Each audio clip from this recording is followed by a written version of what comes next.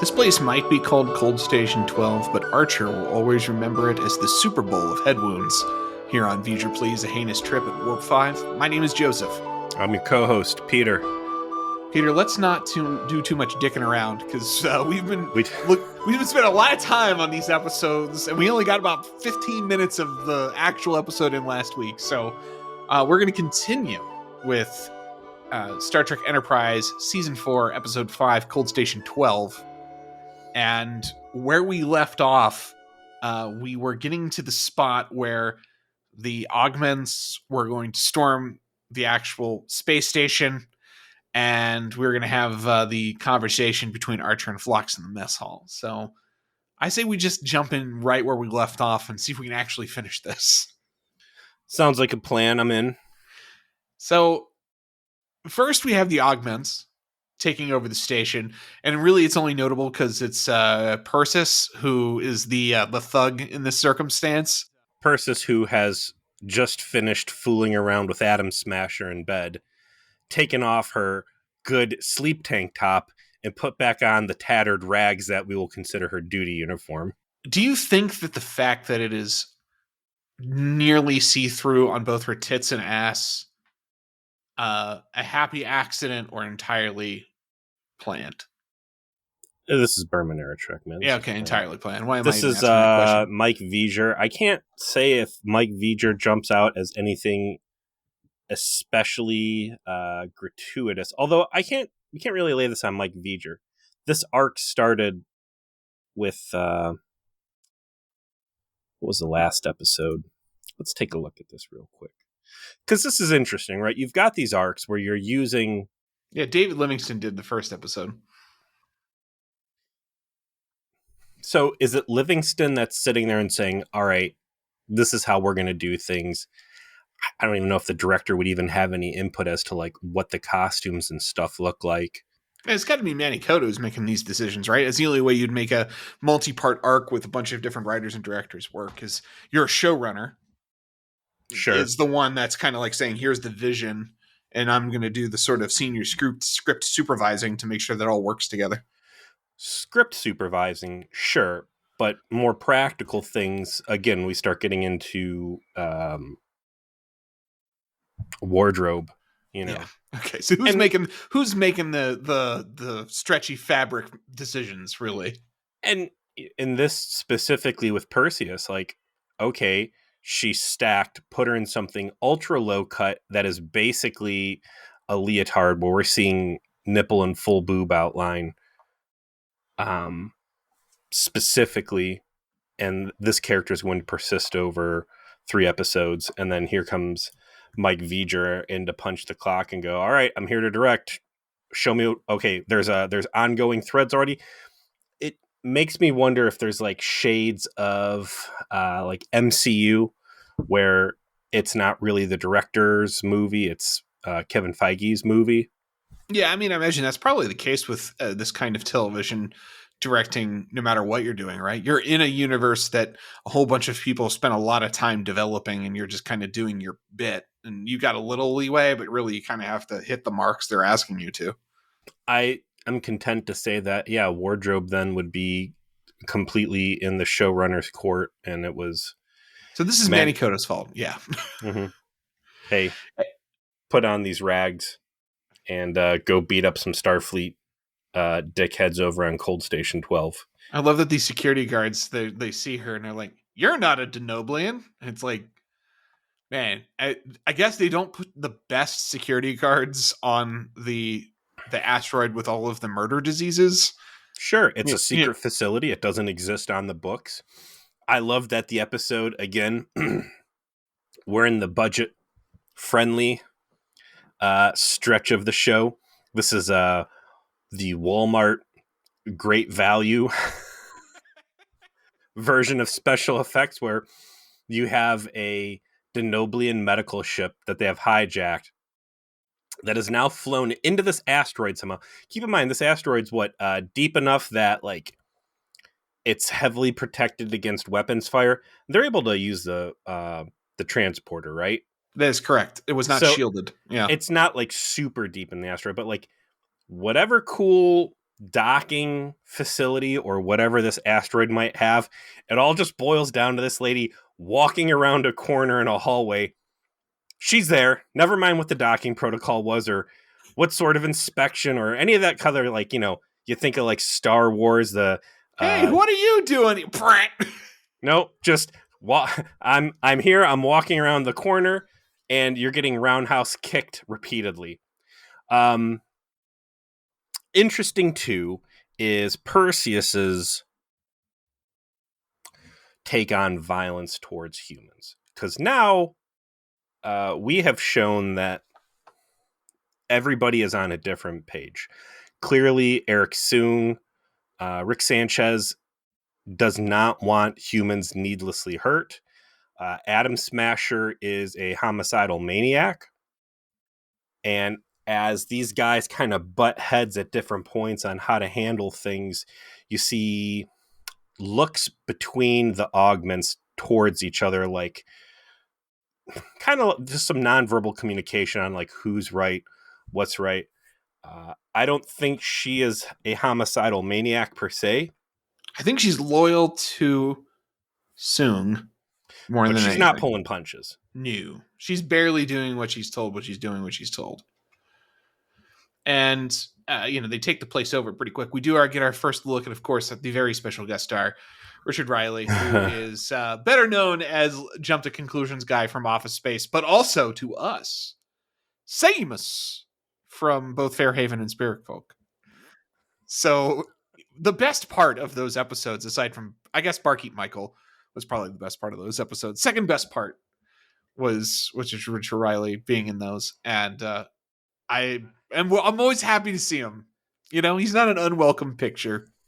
God, what if they would have put Barkeep Michael in as the doctor, and that could have been like Phlox could have been Eskimo Brothers with Janeway. Well, it also would have been a much more of a studly man for Phlox to be attracted to. We wouldn't have to invent this. She likes the cushion headcanon, but well, that was already created when he turned down DePaul. Very true. And then Dr. Lucas, though, he's apparently in charge of this place because he has the authority to like put everything in lockdown once they get gassed. So we wrap that up to return back to Enterprise, and that's where we kind of get into the real good shit in terms of plot with the conversation between Archer and Phlox in the mess hall. It starts with some continuity that we've seen before, and that is Phlox is starting to pack on the pounds because he has to go into his hibernation cycle. Which remember from season 1 when he was like indisposed, I think when Mayweather was hurt on Ryza because he was in the middle of his cycle. Was that really season 1? Yeah. Very end of so much more recent. Season 1. 2 days, 3 nights or whatever. Because Mayweather was getting treated at the local hospital. They had like poisoned him. And I think it was Phlox's girlfriend, crewman Cutler, who had to wake him up. So continuity all the way back to season 1 with him having was it the one where he had space madness and was trying to dissect Mayweather? No, that was not the hibernation one. It was definitely the Ryza one where because he woke up just long enough to treat him and then passed back out like on a bio bed. Yeah, bad comedy. You're right. And that fit with that episode because it was the tension breaker. But sure. So he's trying to get ready, but of course he's thinking about his dude, Dr. Lucas. And eventually they pivot over to a discussion about the eugenics wars.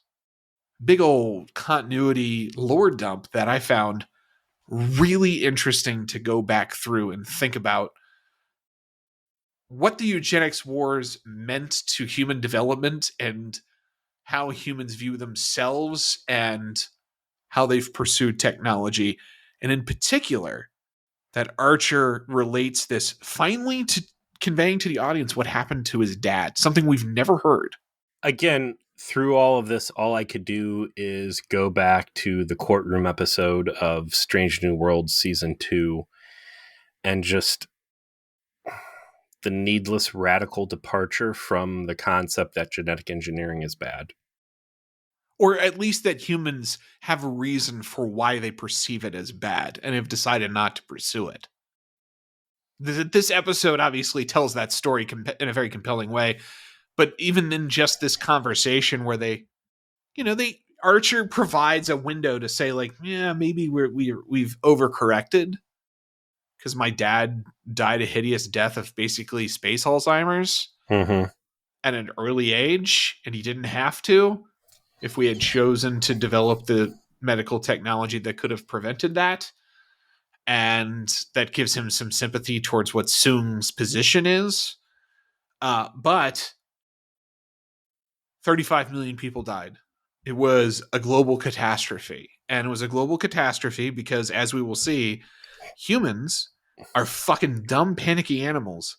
And if you make some humans almost supernaturally better than others, they're going to try and dominate. They don't know how to do anything else. And because of that, that's why humans don't develop genetic engineering, because they're smart enough to realize, well, whatever the fuck is up with us, this is some shit we can't handle. This is some shit that breaks bad every time. I was also surprised that his dad died while he was so young, because certainly it's well within Star Trek's wheelhouse to not have these things fleshed out on the front end. So, the way Archer had been acting earlier in the series, you would have thought that he was in his 30s or late 20s when his dad died and really got to struggle with the Vulcan boot on his father's ambitions neck and this and that versus, oh, my dad died when I was 11. Back to your other comment, though, that, these things always break bad. There is a supernatural element to Star Trek, which is some things you can't, time will always win. Fate deigns that,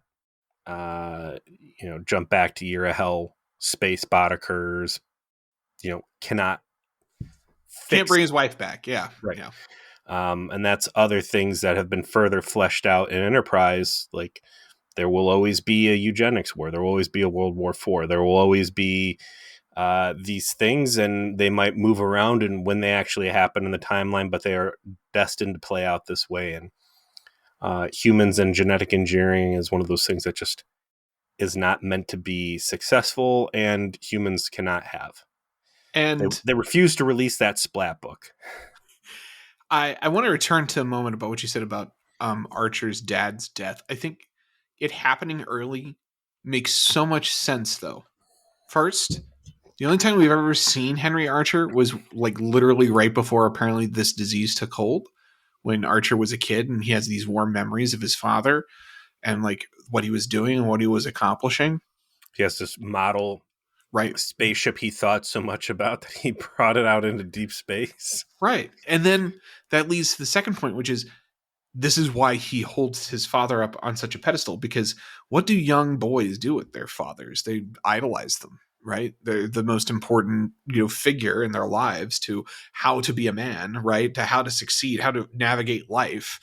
And when your father dies, just as you're beginning to enter that phase of your life, when you actually have to start making those decisions for yourself when you're a teenager, he's dead. And that left him extremely defensive of his image and his accomplishments, and also in a position of permanent hero worship, right? Like, I never got to move on from this. I never got to know my father as an adult. I was denied that opportunity by his disease that basically took him from me before he actually died. And that is such a good, clear beat to stick this on that makes so much of Archer's personality make sense. Yeah, especially through those first couple seasons. That's a good point. And I'm also with you on the whole humanity is not compatible with genetic engineering because it doesn't know how to help itself. Because we're still apes, at the core, and that's a part of ourselves that we're still working on. And like, that's not necessarily uncommon in species in the Alpha Quadrant. Like, Vulcans went through that too, right? They've got psychotic nature to them as well, and they have to suppress it. They have to change themselves and their environment to suppress their weakness. And in the same way, humans, they have a weakness here.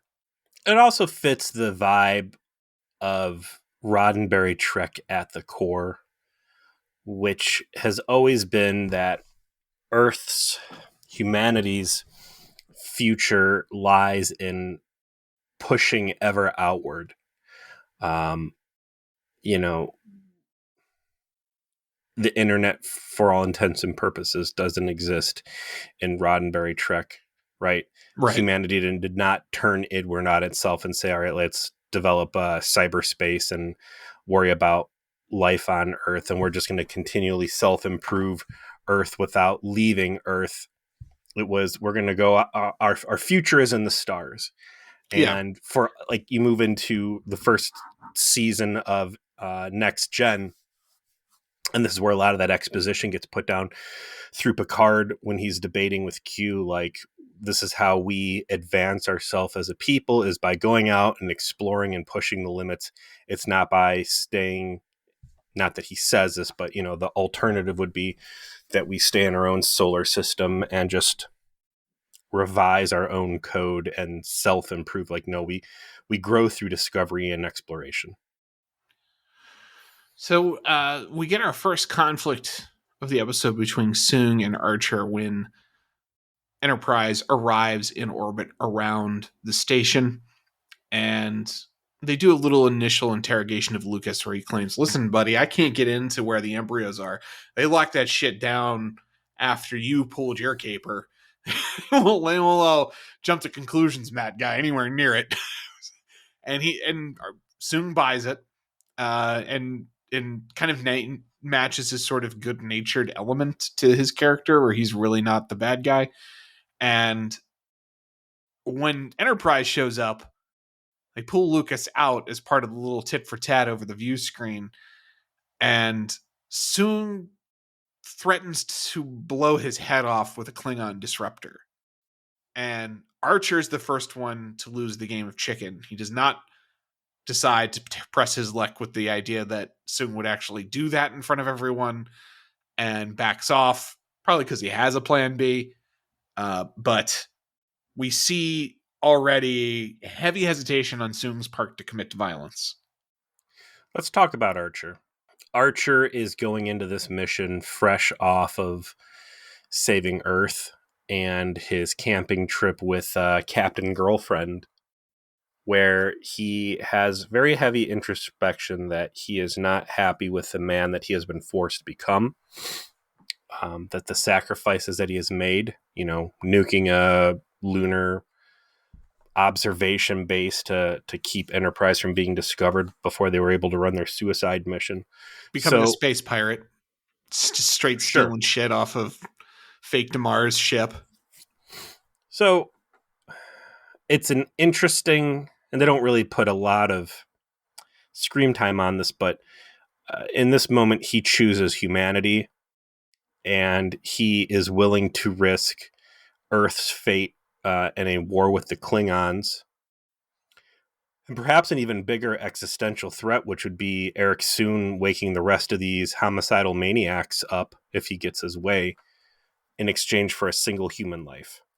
Maybe, again, it's because he does have this plan B, but I don't think that the Archer that we were seeing at the end of season 3 would have necessarily backed off. Well, I think backing off in that moment makes sense, because we see later on in this episode, Plan C was he was leading himself and his boys into a circumstance where on Plan C they all just die. And he was fine with that. Like, okay, I guess Plan C is just blow the whole thing up with me on it. Sucks, but that's fine. They haven't shed any light on this, but him having this self-annihilation complex that we had seen again towards the end of season 3, where he he muscles his way and says it's going to be me running the space torpedo to go blow up the Death Star. Like, I've got blood on my hands. I'm a little suicidal right now. And now, unfortunately for the crew of the space station and Enterprise, like, I'm willing to do things the Janeway, which is everybody dies. They are trying to break into the computer on the space station.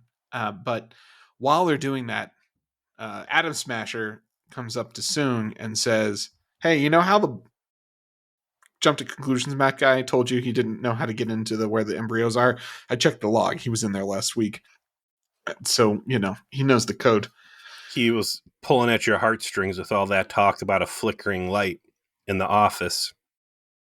So they pull him out and they give him they work him, right? They give him a few tastes of knuckle sandwich. Og knuckle sandwiches at that. Oh yeah, you got the gorilla arms. There are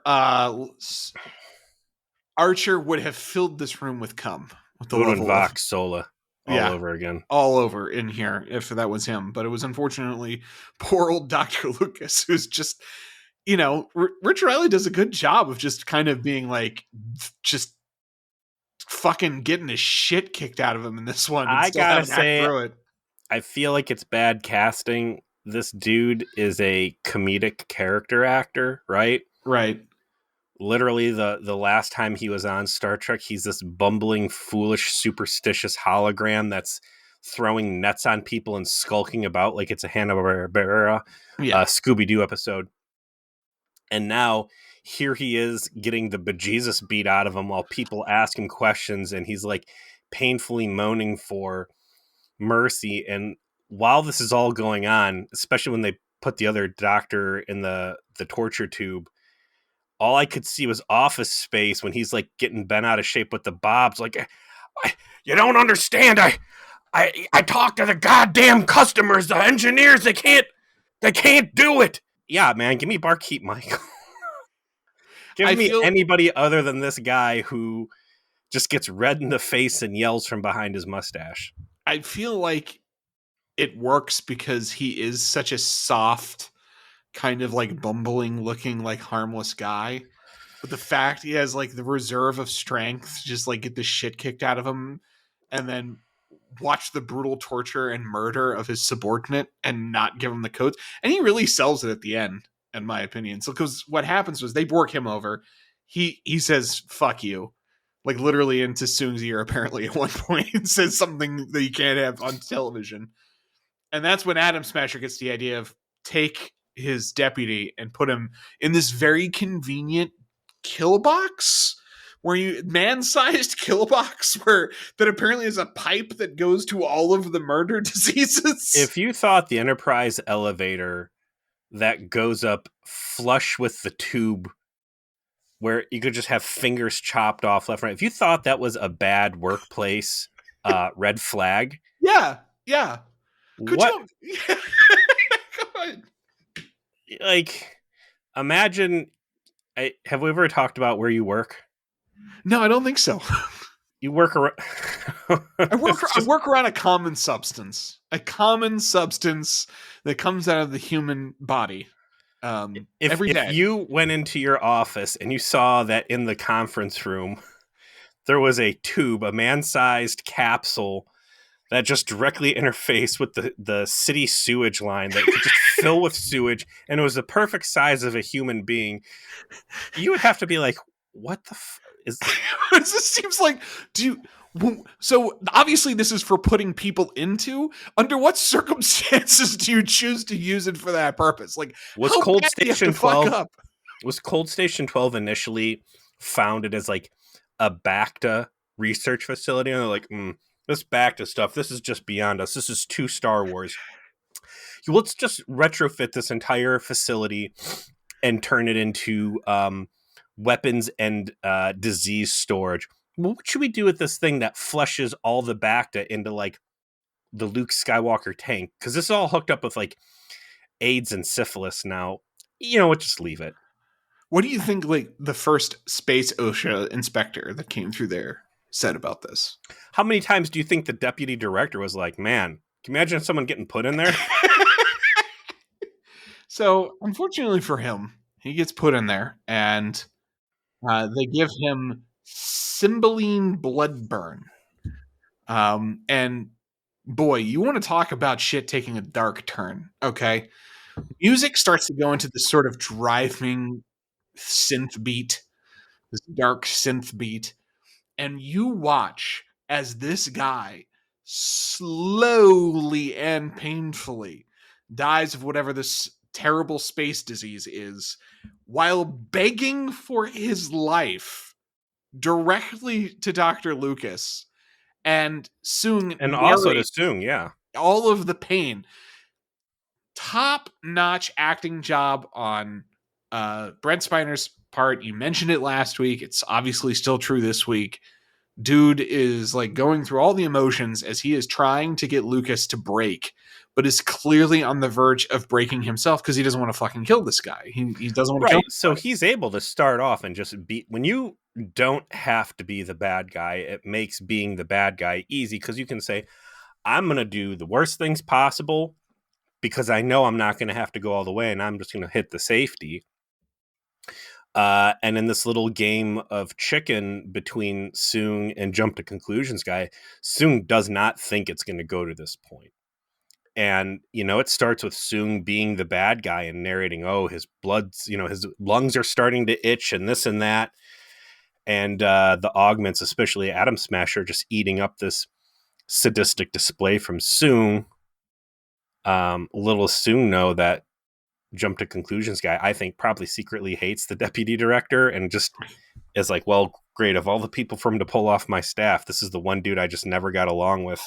This guy's always eating my cucumber sandwiches out of the break room refrigerator. In this moral struggle, you know, Dr. Lucas has the advantage where he just keeps turning it back around on Soong. Like, you're the one doing this. You can don't stop killing him. Like, just, if you don't want him to die, you should not kill him, right? That's the position he goes from. Like, why are you allowing this?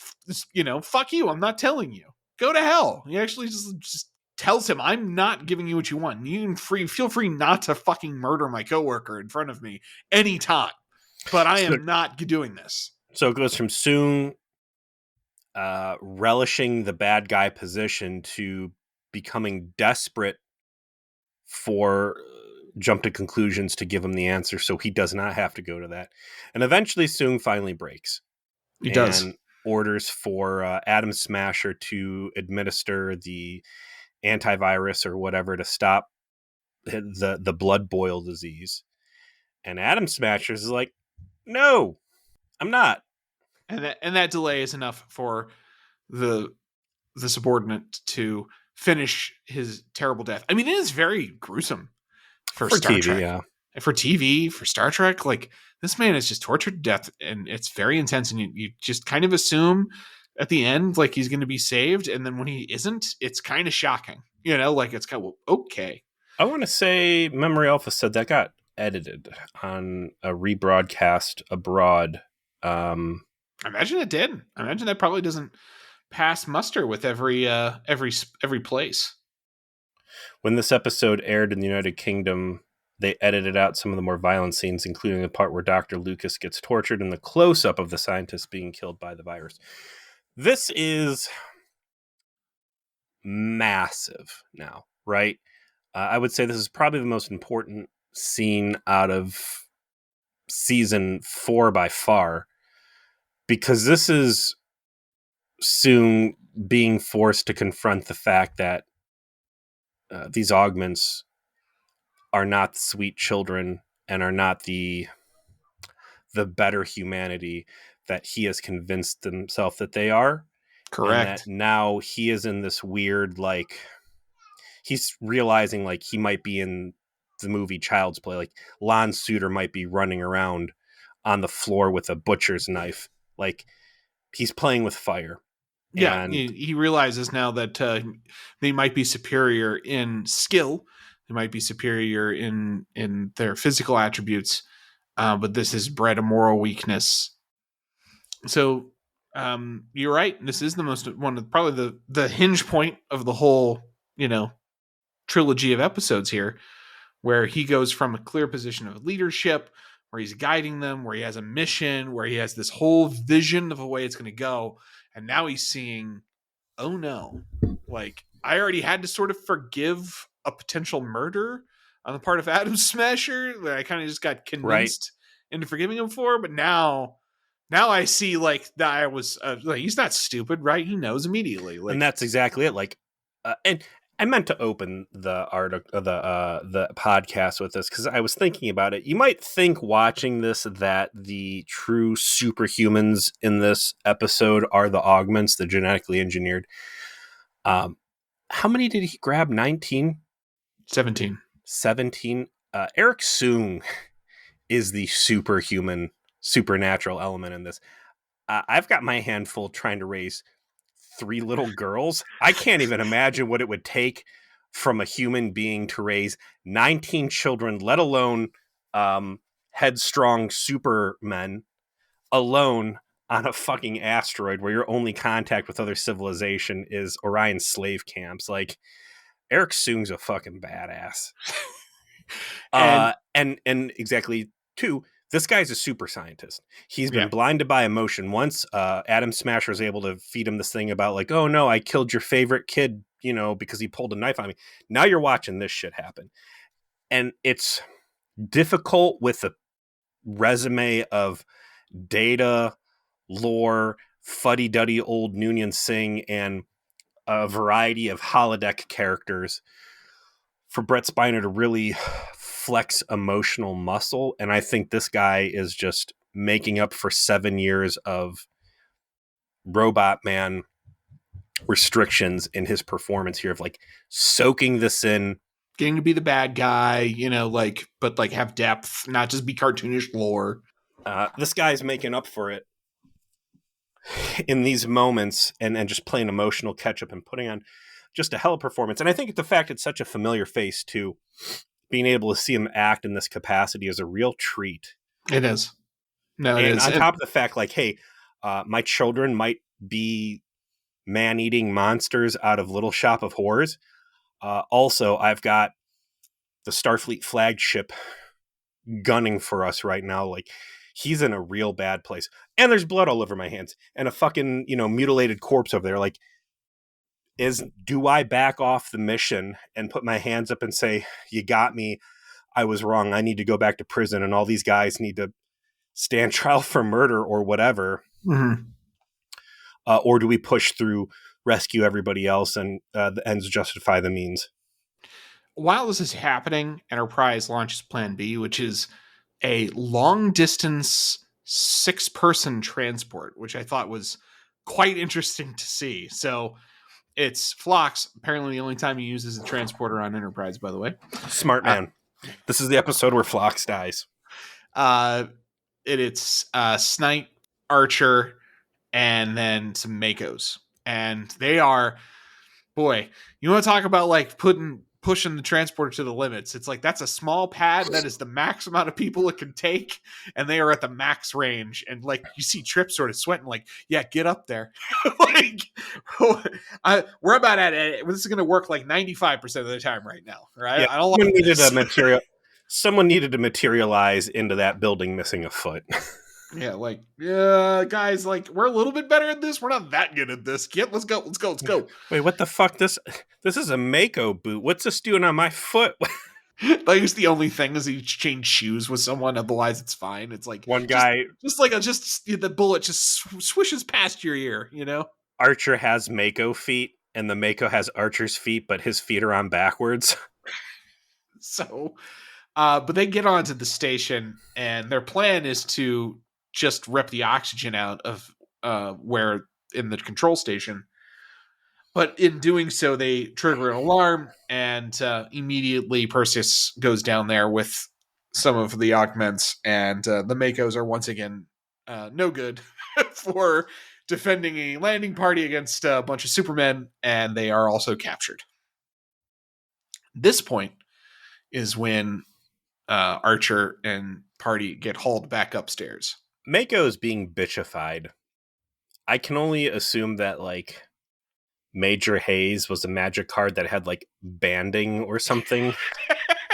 He was a lord that gave Makos +1/+1 and lifelink. And his absence is deeply felt within the ranks, and maybe there's some resurfaced resentment towards readers or something, but they got a bunch of new ones because most of them died. Like, a lot of these guys don't have experience in space. Many a Mako did fall off the bridge, so yes. Yeah, true.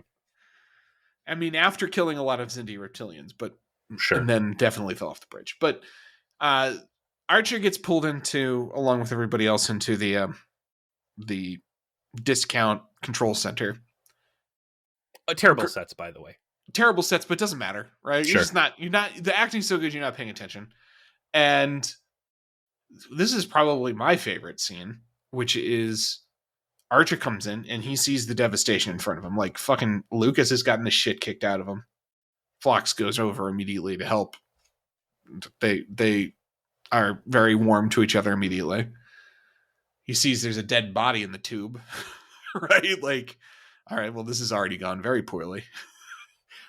And Soong has already experienced the negative of what's happened around him, right? He's got a dead body on his hands. He's got the situation with Lucas. Lucas still hasn't given up the code. He still has no closer to actually achieving his goals, and now he doesn't know if he really wants to.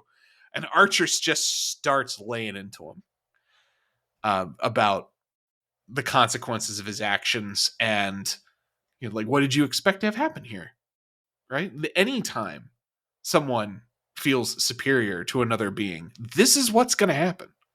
Right? You're going to see them try and subjugate everyone around them and deprive them of their humanity. That's the fucking reason we stopped doing genetic engineering, Soong. Not because we weren't good at it, not because there wasn't something that could come from it, not because you're not brilliant, but because this is what happens when you make a superior man. They realize their superiority and decide to inflict it on everyone else. Duh. Have you read a book? Like, you're supposed to be smart, bro. You never read books ever? No tragedies? This is also going to be the second time that Archer comes face to face with Adam Smasher. Last time, Adam Smasher told him in advance he was going to attack him and then put him in a chokehold and bullied his way through the ship to jailbreak Soong. Now they meet yet again, with violence on the table. Adam Smasher goes, okay, well, one down. Let's try someone a little bit closer. And this is where we get a real bad look from Jump to Conclusions guy. This is where HR is going to get his ass because he's been able to stick to protocol and, mission above all else. We cannot let the super soldiers out. But now that Phlox gets put in the human-sized virus chamber. Oh, he folds like 7-2 unsuited immediately. Like, don't even have to pick one of the diseases. Just, I give up. It's been a while. But there's been a change of heart. Dr. Lucas is going off script, so sue him. I think this the fact that they chose not to explicitly make Dr. Lucas and Dr. Phlox's relationship romantic, detrimental to this. Detrimental to this moment. I think, though, there's enough there for the wise viewer to pick up on it very easily. But I think maybe they did themselves a disservice by not making it explicit. Like, that would have forgiven Dr. Lucas for his weakness immediately. Like, all you can say is that Lucas and Phlox are just really good friends, and he did not have that personal friendship with the doctor that was executed, or that Lucas actively disliked the doctor. But if I'm one of Lucas's other subordinates and I watch this shit happen where Lucas just cold faced the entire time the deputy's in there getting nuked, he's like, no, Eric, soon this is you doing it. I'm not the bad guy here. Like, I have no agency in this. My hands are bound. I can't act in any way than I am. And then Phlox goes in there and, fuck my staff all you want, but leave my friendly alien Denoblian guy alone. Bad luck. Before this happens, though, Archer does pull a baller move because they contact Enterprise. It's on the intercom, and he shouts to T'Pol to carry out his orders, which they then cut off, and the orders are self-destruct Cold Station 12. And Archer straight up admits that to them. Like, that's the orders. We're all just going to fucking die right now. That's the order I just gave. Fuck all this. We cannot have this continue. With you guys, he even says, like, you've already killed 25 people. You've already murdered 25 people. Your existence has too high a price, right? Like, can't afford this. Adam Smasher does have a great villain line. That price could get higher. Yeah. It's like his hammy villainness is starting to really like. I'm starting to enjoy it. We also But glossed over what was the runt of the pack? Strix, Stig, Snipe or whatever, Snike. Snike does disclose that he did get some of the augment juice. He's got super hearing, just not super enough to catch him coming early enough. And then adding to Soong's dismay, they told him that he had been sick and died. There he goes, shows up. He's overjoyed to see him because he does see all of them as his actual children, and finds out that all of the other augments banished him because he wasn't superpowered enough to keep up with them. I can't understate how powerful these scenes are as conveyed through Brett's. Like, yeah, this is a dude that's just falling out of a tree, and he's hitting every disappointment branch on the way down. Right? First, he realized they had no reserve of humanity for normal humans at all. Right? They were willing to murder them without a single showing of emotion.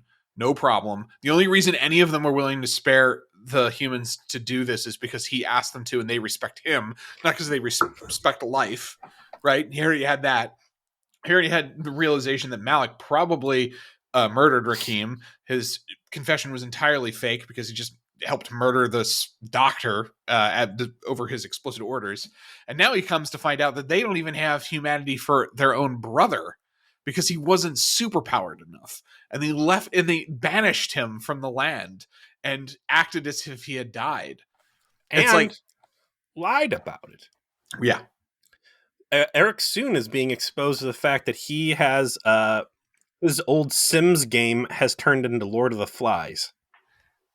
And all this while he's doing this, he's still trying to launch his plan to hatch more of these.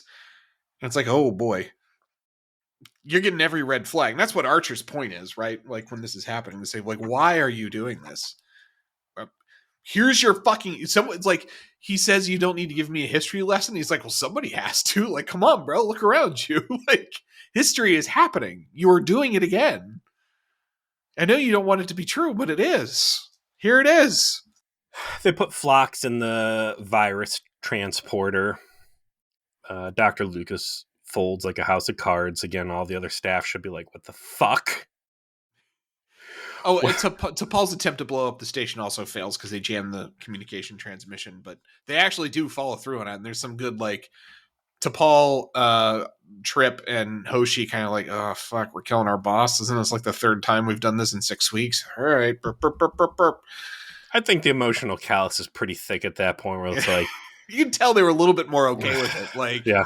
Well, I guess it's what we do. Like, keep trying to kill our boss, keep failing. Oh, by the way, it turns out that D12's still out there. Start causing problems because the backup plan is, hey, we can't get the self-destruct to work. All right, we'll just fly into orbital strike distance and just hammer this thing with phasers and photon torpedoes until it blows up. Oh, wait, yeah, that Klingon warship's here. We're going to have to deviate off of that. And that gives Soong and Adam Smasher a chance to win, basically.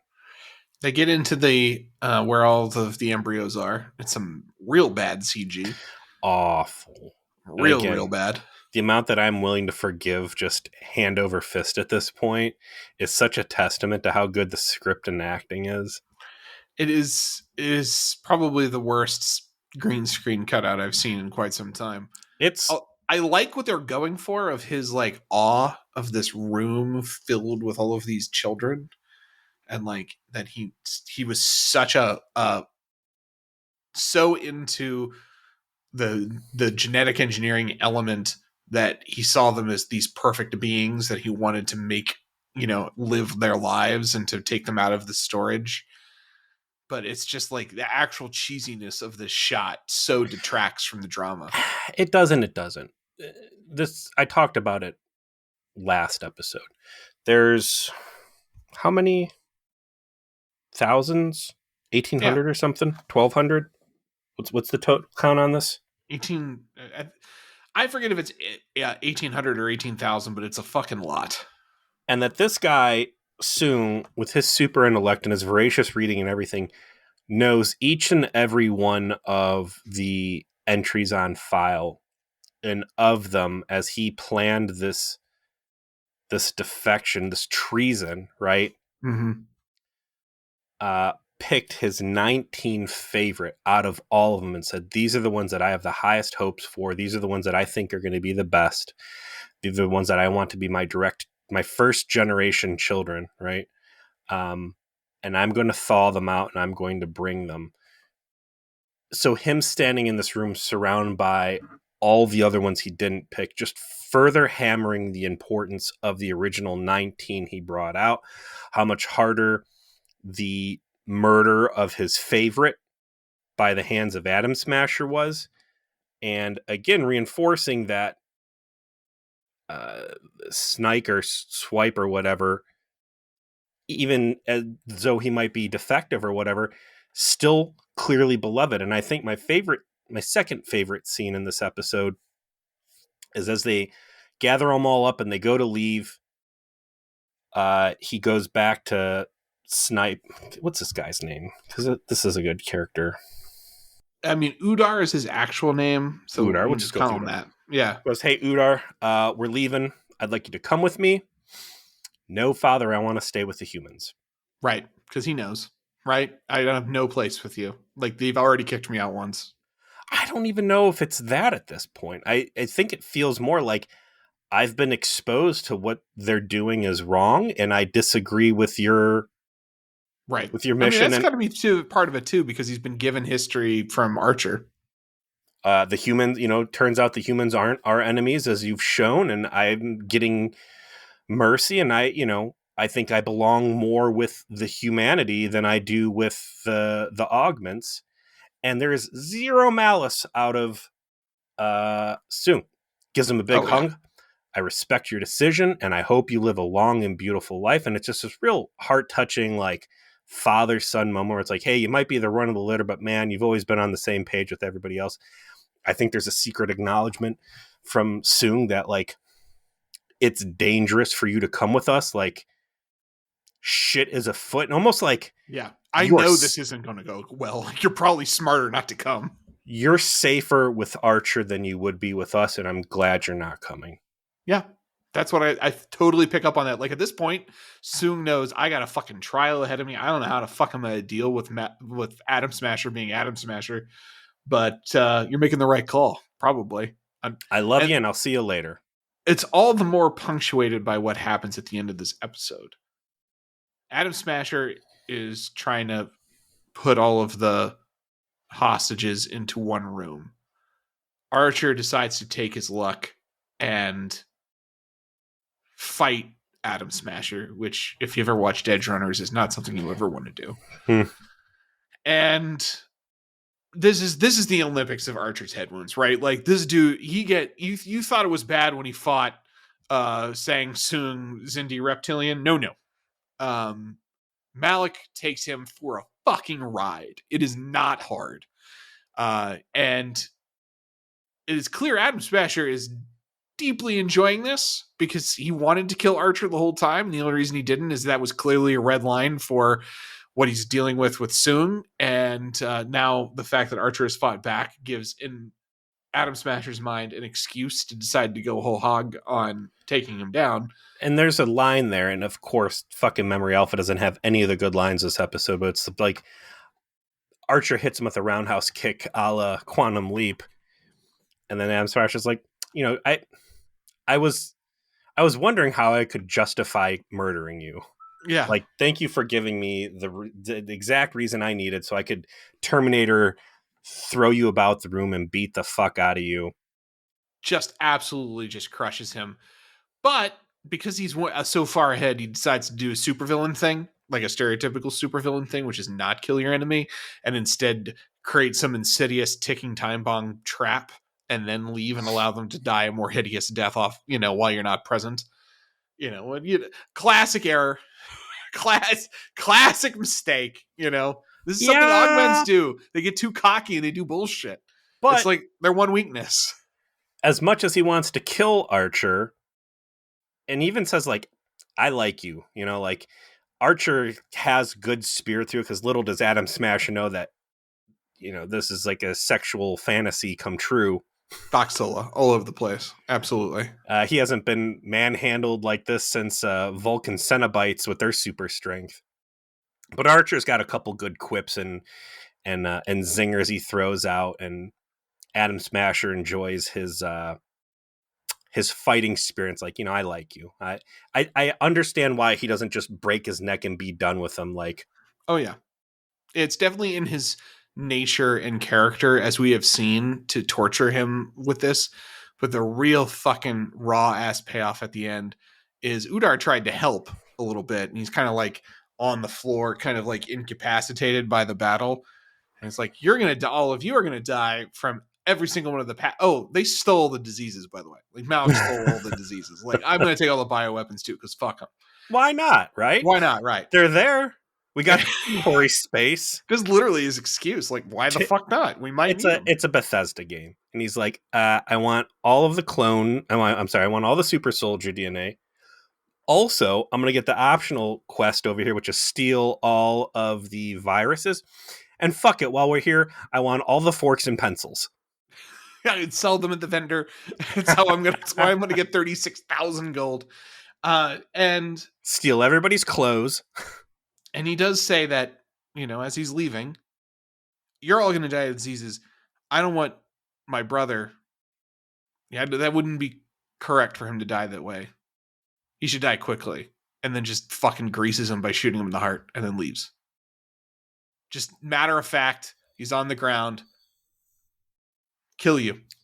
That's a complicated decision. And I think in the end, it was mercy. He is not going to bring him because ultimately he did betray him. But I don't think it's out of malice that he's shooting him. I think that really is a mercy kill. A mercy in a twisted sort of like under the rubric of you now must die. I'm going to give you what is clearly a more merciful death because I had a previous connection to you. Sure, I certainly agree. I think but I'm just talking from superhumans deserve better than humans. And even though this guy did betray me, I'm still going to give him a better death than you because we are better than you. That's how I took that. And in either case, incredibly effective ending to the episode to really emphasize how bad things could be, because boy, did you ever get every intention of thinking that Udar was going to make it, right? Yeah. Like, this was a guy who was going to make it to the end. He was going to be the survivor. He was going to be the one that tried to, maybe he convinced, Persis or someone else to like do something, he was going to be the connection. He was going to be the bridge. Dead, shot in the heart, no question, done. Poor Soong too. Again, you saw that real emotional goodbye, and that's all I could think is like, he has no idea what just happened, right? Like, he's going to have, at some point, he's going to be exposed to it. And I think it's going to the Udar will be the bridge. I think it's just going to be the bridge that finally has to bring Soong over to realize Adam Smasher and by extension the rest of these guys are monsters, and he's got real problems. But we'll see.